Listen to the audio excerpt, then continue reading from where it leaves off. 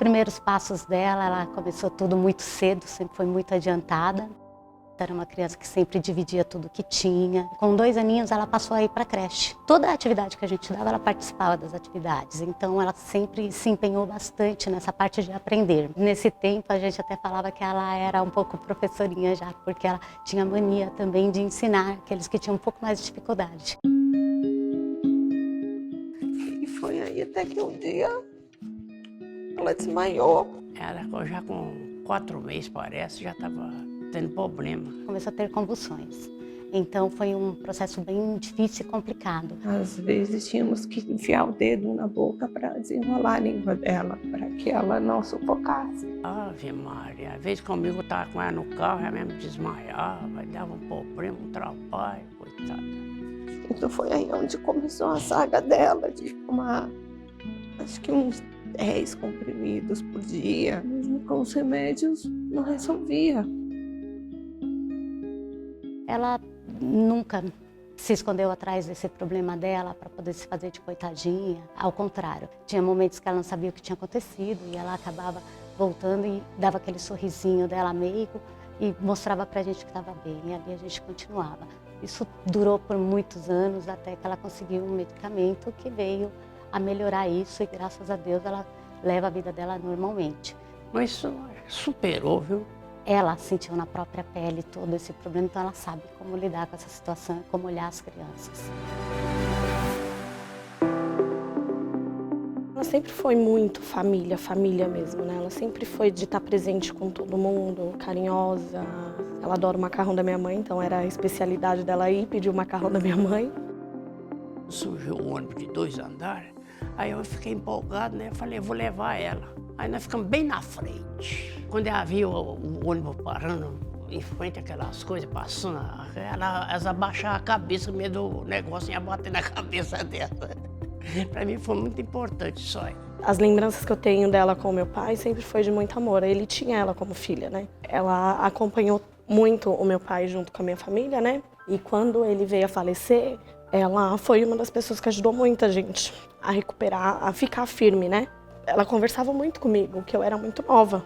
Eu era muito apegada ao meu pai. E ela sabe que eu sofri muito, então ela me ajudou muito. E eu via aquele carinho, aquele amor que ele tinha por ela.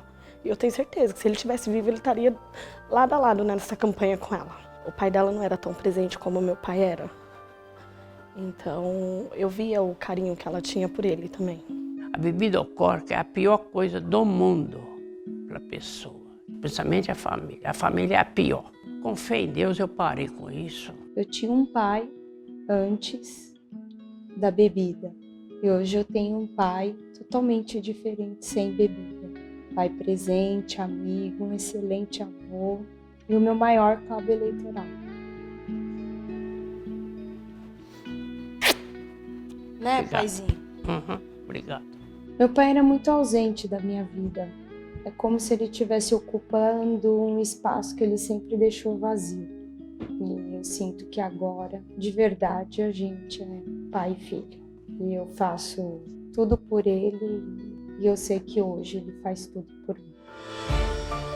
A minha mãe, ela tinha uma ideia que a Janaína nunca poderia trabalhar numa empresa, que ela tinha que ser sempre autônoma. E um dia ela virou e falou que ia ser advogada, ia fazer direito. Quando ela voltou do primeiro dia de aula, ela falou assim pra mim, eu descobri realmente a minha vocação, que é ser advogada. Ela sabe o quanto é difícil você sair numa periferia, de uma comunidade e poder chegar numa faculdade, poder chegar num bom emprego. Ela sabe o quanto ela lutou para isso. Deixava de pagar a faculdade, óbvio, que é assim que a gente consegue se formar. E depois vai e paga. E para tudo, para conseguir o diploma que ela tanto almejou. E quando ela conseguiu, foi, lógico, uma vitória para ela.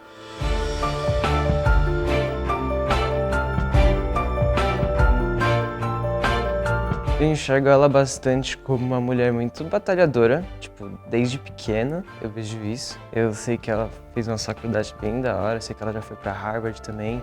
Eu não sabia, eu descobri há pouco tempo. A gente tem a certeza de que ela sempre vai fazer a coisa certa. Tem uma passagem muito engraçada aqui. Ela jura, até hoje que isso foi intencional. Quando a gente foi se despedir, em vez de dar um beijo no rosto, eu dei um selinho nela.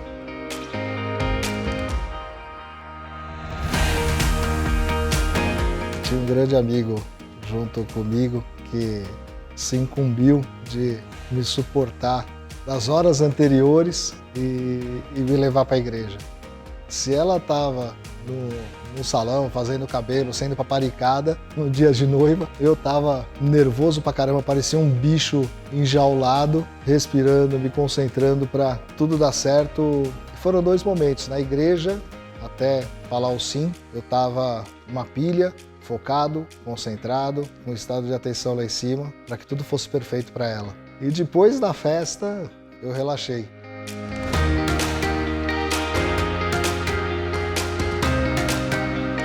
E essa até então tinha sido a passagem mais importante da minha vida. Eu acho que só perde para o nascimento do meu filho. Ela falou, eu estou grávida.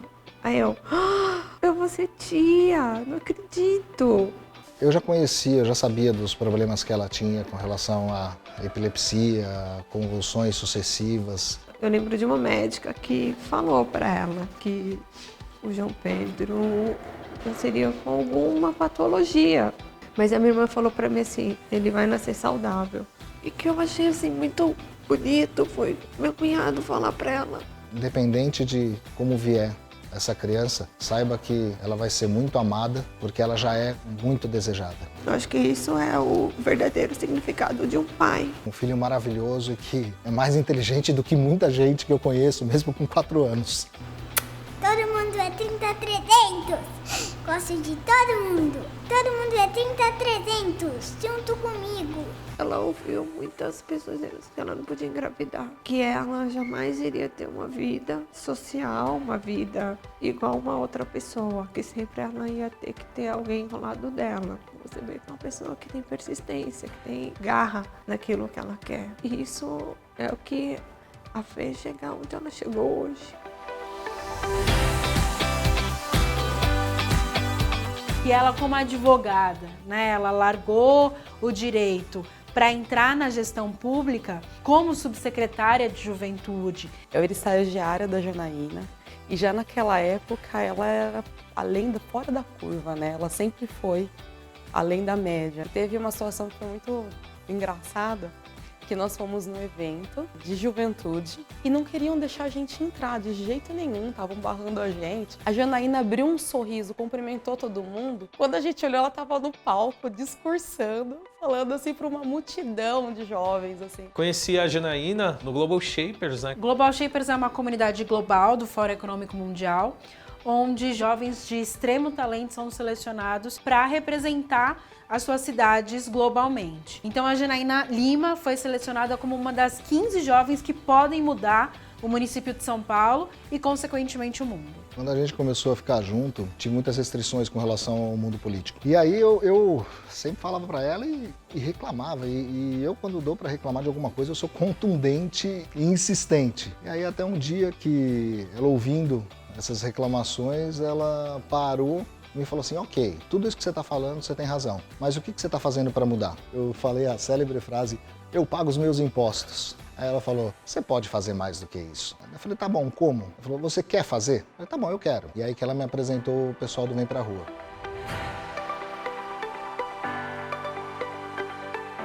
Nós fizemos uma diferença.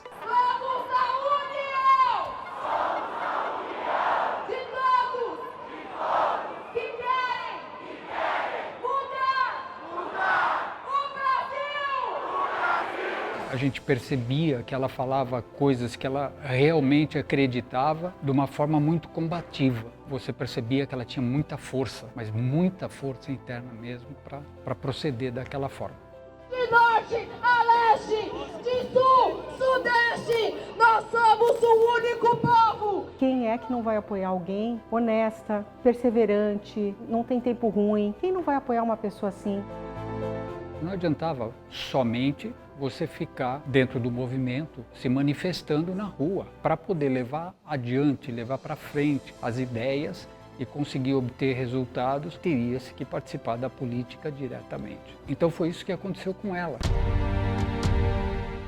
que ela achava que a política é um jeito de você melhorar o país. A decisão de concorrer à vereança em São Paulo foi ainda grávida, né? No final da gravidez. E a gente ajudou bastante na campanha, fez muita reunião, chamando as pessoas, ela contando a história dela. Ela foi em casa e me falou que ia sair candidata. A primeira coisa que eu perguntei a ela se ela iria fazer, passar vergonha, de entrar em esquemas, tirar dinheiro de crianças que precisam comer. E eu só fiz essa pergunta para ela. Ela falou que não. Eu falei, então tá bom, então parabéns, segue o seu caminho. E assim a gente foi conseguindo e chegou no final vitoriosa.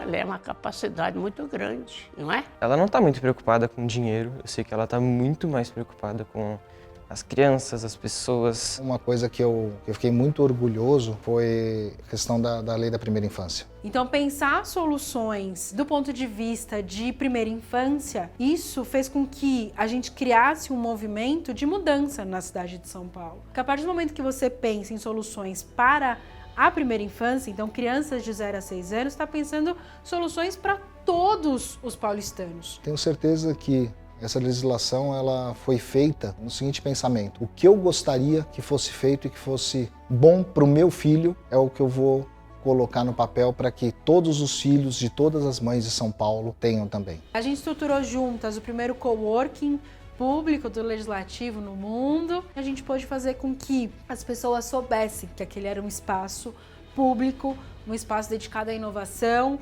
um espaço dedicado a escutar o cidadão. O gabinete da Janaína, ele trata o dinheiro, muito respeito com o dinheiro público. Então a Janaína já economizou 5,5 milhões de reais. Desses 5,5 milhões de reais, 4,5 milhões foi direcionado para educação. Ela foi a vereadora que mais investiu em educação. E o outro 1 milhão nós direcionamos para o combate ao Covid. E que resultou mesmo, né, em mais vagas para creche, mais acesso à educação para o paulistano e no período de Covid, saúde. O político tem que dar exemplo. Não existe uma forma melhor de dar exemplo do que abrir mão dos privilégios e honrar 100% das promessas de campanha. Enquanto os outros usam carro oficial com gasolina custeada pelo Estado, ou ela vem de ônibus, gastando dinheiro da família nas passagens de ônibus, ou quando a gente usa carro, quem abastece o carro somos nós mesmos.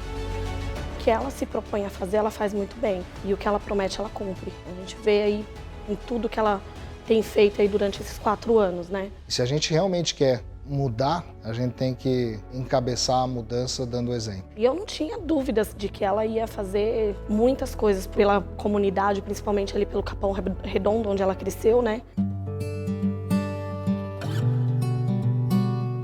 A Janaína, ela trabalha com respeito ao dinheiro público. A gestão da Janaína é toda voltada realmente para uma gestão de eficiência. Foi uma das primeiras vezes que eu votei em alguém e depois acompanhei o desempenho durante todo o tempo. Realmente me deixaram muito satisfeito. Ela fez um trabalho incrível nesse mandato anterior. Cumpriu 100% do que ela prometeu e fez muito mais. Uma pessoa fora da caixa, uma pessoa extremamente corajosa, uma pessoa que a cidade de São Paulo precisa e uma pessoa que o Brasil precisa, assim. Então, é muita sorte a gente ter ela por perto. Tenho muito orgulho da Janaína. Com ela eu aprendi que propósito de vida, quando você coloca o coração nessa direção para chegar nesse propósito, faz com que a probabilidade vire um mero detalhe. Temos uma mulher que sabe a importância de amor de mãe, de companheirismo, de respeito, de família. Então a gente precisa de uma pessoa para nos representar com tudo isso. Ela me inspira muito, assim, ela é uma líder rara. Eu vejo a Janaína, assim, indo muito longe, né? Eu tenho certeza que ela vai ser uma vereadora, um dia uma deputada, quem sabe uma senadora, que vai fazer com que a gente tenha muito orgulho de ter votado nela. Ela até diz que coragem muda tudo, e é verdade. Precisa ter muita coragem para enfrentar o que existe hoje na Câmara Municipal. Para a Jana não existe impossível, entendeu? Ela vai conseguir, ela não tem medo de trabalhar, ela vai pra cima com toda a garra dela e faz acontecer. Aquilo que ela fala é o que ela faz. Aquilo que ela promete, ela cumpre. E essa coerência eu acho que está muito em falta hoje no mundo político e é a característica que faz com que eu vote Janaína Lima.